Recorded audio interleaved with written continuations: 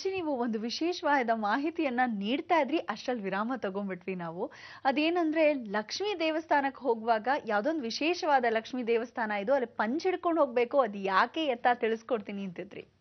ಇಲ್ಲಿ ರಾಮಾನುಜಾರ ಕ್ಷೇತ್ರ ಅಂತಕ್ಕಂಥದ್ದೇ ಬಹಳ ಪ್ರಸಿದ್ಧಿ. ಇಲ್ಲಿ ತಿರುಗೋಷ್ಠಿಯವರು ಅನ್ನೋದು ಬಹಳ ಪ್ರಸಿದ್ಧವಾದ್ದು, ವೈಷ್ಣವರೆಲ್ಲ ಬರ್ತಕ್ಕಂಥ ಕ್ಷೇತ್ರ.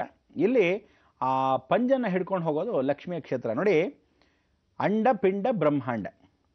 ಅಂಡ ಅಂದರೆ ಪಾತಾಳದಲ್ಲಿರ್ತಕ್ಕಂಥದ್ದು, ಪಿಂಡ ಅಂದರೆ ಈ ಭೂಮಿ, ಬ್ರಹ್ಮಾಂಡ ಅಂದರೆ ಆಕಾಶ ಲೋಕದಲ್ಲಿರ್ತಕ್ಕಂಥ ಎಲ್ಲ ಲೋಕಗಳಿಗೆ ಬ್ರಹ್ಮಾಂಡ ಅಂತ ಕರಿತೀವಿ. ಅದಕ್ಕೆ ಯೂನಿವರ್ಸಲ್. ಈ ಯೂನಿವರ್ಸಲ್ಲಿ ನಾವುಗಳು ನೋಡ್ತಾ ಇದ್ದೀವಿ ಏನಂತ, ಎಲ್ಲ ಗ್ಯಾಲಕ್ಸಿಗಳಿದೆ, ಆದರೆ 3 ಗ್ಯಾಲಕ್ಸಿಗಳು ಬಹಳ ವಿಶೇಷವಾಗಿರ್ತಕ್ಕಂಥದ್ದು. ಅದರಲ್ಲಿ ಆಂಡ್ರೋಮಿಡಿಯಾ ಗ್ಯಾಲಕ್ಸಿಯಲ್ಲಿ ನಾವಿರ್ತಕ್ಕಂಥ ವಾಸ. ಈ ಗ್ಯಾಲಕ್ಸಿಯನ್ನು ನಾವೇನು ಹೇಳ್ತೀವಿ, ಪಿಂಡ ಬ್ರಹ್ಮಾಂಡ ಅಂತ ಕರಿತೀವಿ. ಮಧ್ಯದಲ್ಲಿರ್ತಕ್ಕಂಥದ್ದು ಮಧ್ಯೇನ ಸ್ಥಿರವಾಗಿರ್ತಕ್ಕಂಥ ಈ ಭೂಮಿಯಲ್ಲಿ ಅಸ್ಥಿರಗಳನ್ನು ನಡೆಯುತ್ತೆ. ನೋಡಿ, ಅದನ್ನು ಕಲ್ಪನೆ ಮಾಡಿಕೊಂಡು ಗಜಲಕ್ಷ್ಮಿ. ಇಲ್ಲಿ ಭೂಮಿಯಲ್ಲಿ ಲಕ್ಷ್ಮಿ ಅಂದರೆ ಕಾಂಚನಂ ಕಾರ್ಯಸಿದ್ಧಿ. ಭೂಮಿಯಲ್ಲಿ ಎಲ್ರಿಗೂ ಬೇಕಾಗಿರೋದು ಕಾಂಚನ ಕಾರ್ಯಸಿದ್ಧಿ.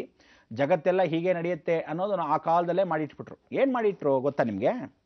ಅದಕ್ಕೋಸ್ಕರ ಎಲ್ಲ ದೇವಾಲಯಗಳಲ್ಲೂ ಇವತ್ತಿಗೂ ನೋಡಿ, ಗರ್ಭಗುಡಿಯಲ್ಲಿ ಪ್ರವೇಶ ಮಾಡಬೇಕಾದ್ರೆ ನಿಧಿ, ಶ್ರೀನಿಧಿ ಅಂದರೆ, ಶ್ರೀ ಅಂದರೆ ಲಕ್ಷ್ಮಿ ಒಳಗಡೆ ಇದ್ದಾಳೆ, ಶಕ್ತಿ ಒಳಗಡೆ ಇದೆ, ಯುಕ್ತಿ ಸಾಧನೆ ಮಾಡಬೇಕಾದ್ರೆ ನಿಮ್ಮ ಸಾಧನೆ ಒಳಗಡೆ ಇದೆ. ಆ ಒಳಗಡೆ ಇರೋ ಗರ್ಭಗುಡಿಗೆ ನಾವು ಪ್ರವೇಶ ಮಾಡಬೇಕಾದ್ರೆ ಲಕ್ಷ್ಯವನ್ನು ಸಾಧನೆ ಮಾಡಬೇಕು. ನಿಮ್ಮ ಲಕ್ಷ್ಯವನ್ನು ಸಾಧನೆ ಮಾಡೋರು ಅಲಕ್ಷ್ಮೀಂ ನಿತ್ಯ. ನಿಮ್ಮ ಲಕ್ಷ್ಯವನ್ನು ಸಾಧನೆ ಮಾಡೋ ಶಕ್ತಿಯನ್ನು ಕೊಡೋಳು ಯಾರೋ? ಲಕ್ಷ್ಮಿ. ಅದಕ್ಕೆ ಶ್ರೀ ನಿಧಿ. ಆ ನಿಧಿ ಇರೋ ಸ್ಥಳಕ್ಕೆ ಶ್ರೀ ಅನ್ನೋ ಲಕ್ಷ್ಮಿ ಸಾಧನೆ ಹಿಡ್ಕೊಂಡ್ರೇನೆ ಒಳಗೆ.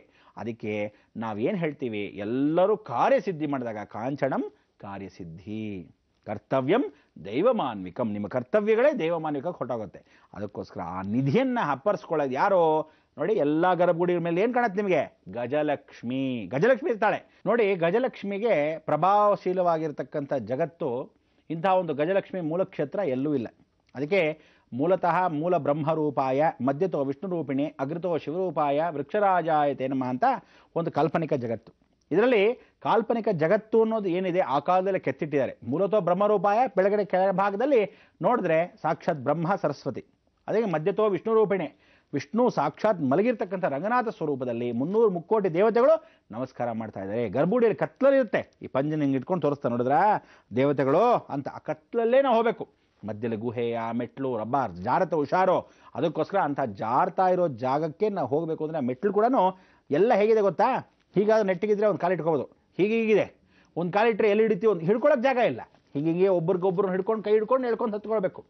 ಏನೋ ಆ ಕಾಲದಲ್ಲಿ ನಾವು ಹೋಗ್ತಾ ಇದ್ವಿ, ಸ್ವಲ್ಪ ಮಟ್ಟಿಗೆ ಆ ಗುಹೆ ಒಳಭಾಗದಲ್ಲಿ ಹೋಗಕ್ಕೆ ಹಿಡಿಸ್ತೀವೋ ಇಲ್ವೋ ಅನಿಸ್ಬಿಡುತ್ತೆ ಒಂದೊಂದ್ಸಲಿ. ಅದಕ್ಕೆ ಜೀವನನೂ ಹಾಗೆ ನೋಡಿ, ಒಂದೊಂದು ಸಲ ಇದ್ದಾಗ ಇನ್ನೊಂದು ಸಲ ಇರಲ್ಲ. ಸೊ ಯಾವತ್ತು ಜೀವನದ ಕಷ್ಟವನ್ನು ಮೊದಲು ಏನು ಮಾಡ್ತಿದ್ವಿ, ಎಂಥ ಕಷ್ಟ ಬಂದರೂ ಪರಿಹರಿಸ್ಕೊಂತೀವಿ ಬಿಡ್ರಿ ಅನ್ನೋ ಧೈರ್ಯ ಇತ್ತು. ವಯಸ್ಸಾಗ್ತಾ ಆಗಲ್ರಿ, ಯಾರಾದರೂ ಒಬ್ರು ಬೇಕು ಆಧಾರ ಅಂತ ಸ್ವಲ್ಪ ಆಧಾರ ಶುರು ಆಯಿತು. ಕಾಲು ನೋವು, ಕೈ ನೋವು, ಸರಿ ಇನ್ನು ಸ್ವಲ್ಪ ದಿವಸ ಹೋಗ್ತಾ ಇರಿ, ದೇಹ ಸ್ಥೂಲ, ಅಯ್ಯೋ ಕಷ್ಟಪ್ಪ ಎಳಿರೋ ಅಂಥೇಳಿ ಎಳೆದು ಹೋಗ್ಬೇಕು. ಜೀವನದಲ್ಲಿ ಒಂದು ಸ್ತಂಭ, ಒಂದು ಆಧಾರ ಸ್ತಂಭವಾಗಿರ್ತಕ್ಕಂಥ ಏನು ಅಂದರೆ ಭಗವಂತನಿಗೆ ಶರಣಾಗತ್ತದ್ದು ಮಾತ್ರ. ಆ ಭಗವಂತನಿಗೆ ಶರಣಾಗತ ಆವಾಗ ಸಮಯ ಗಜಸ್ಥಿರವಾಗಿರ್ತಕ್ಕಂಥ ನಿಮ್ಮ ಲಕ್ಷ್ಯ ಸಾಧನೆ ಆಗಬೇಕು ಅಂದರೆ ತಿರುಗೋಷ್ಠಿಯವರಲ್ಲಿ ಏನು ಗಜಲಕ್ಷ್ಮಿ ದರ್ಶನ ಮಾಡಿ ಲಕ್ಷ್ಯವನ್ನು ಸಾಧನೆ ಮಾಡೋಕ್ಕೆ ಶ್ರೀ ನಿಧಿಯನ್ನು ಹಿಡ್ಕೋಬೇಕು, ಆ ಥರ ಈ ದುರ್ಗಾಲಕ್ಷ್ಮಿನ ಹಿಡ್ಕೊಳ್ಳೋಕ್ಕೆ ನೀವು ಆ ನವರಾತ್ರಿ ಪ್ರಯುಕ್ತವಾಗಿರ್ತಕ್ಕಂಥ ಅನುಗ್ರಹ ಭೂಸ್ಪರ್ಶ ಮಾಡ್ತಕ್ಕಂಥ ನವದುರ್ಗಾ, ಅದೇ ಸಮಯದಲ್ಲಿ ನವನಾಗ ಸಮೇತ ನವಗ್ರಹ ದೋಷಗಳನ್ನ ಪರಿಹಾರ ಮಾಡ್ಕೊಳ್ಳೋಕ್ಕೆ ನಿಮಗೆ ಏಕೈಕ ಸುಖ ಮಾರ್ಗ ಅಂದರೆ ಎಲ್ಲರೂ ಬಂದು ಆ ಜಗನ್ಮಾತೆ ಶರಣಾಗತವಾಗೋದು. ನಿಮ್ಮ ಸೇವೆ, ನಿಮ್ಮ ತನು ಮನ ಧನ ಪರಿಪೂರ್ಣವಾಗಿ ಭಗವತಿಗೆ ಅರ್ಪಿಸ್ಬಿಟ್ಟು ಪ್ರಾಣ ಸಂಕಟವಾಗಿರ್ತಕ್ಕಂಥ ನಿಮ್ಮ ಸಂಕಟ ದೂರ ಮಾಡ್ಕೊಳ್ಳಿ. ಜೀವನಕ್ಕೆ ಕುಂಬಳಕಾಯಿ ಬರೋದು ಸಾಸಿವೆ ಅಷ್ಟು ಹೊಟ್ಟೋಗ್ಲಿ, ಕುಂಬಳಕಾಯಿಗೆ ಬಂದಿರೋ ಕಷ್ಟ ದೂರವಾಗಲಿ ಅಂತ ಈ ಮುಖಾಂತರ ಹೇಳ್ತಾ ನಾವು ಇನ್ನಷ್ಟು ವಿಚಾರ ಮಾತಾಡಬೇಕು. ಕಾಯ್ತಾರಿ ಬಂದೆ.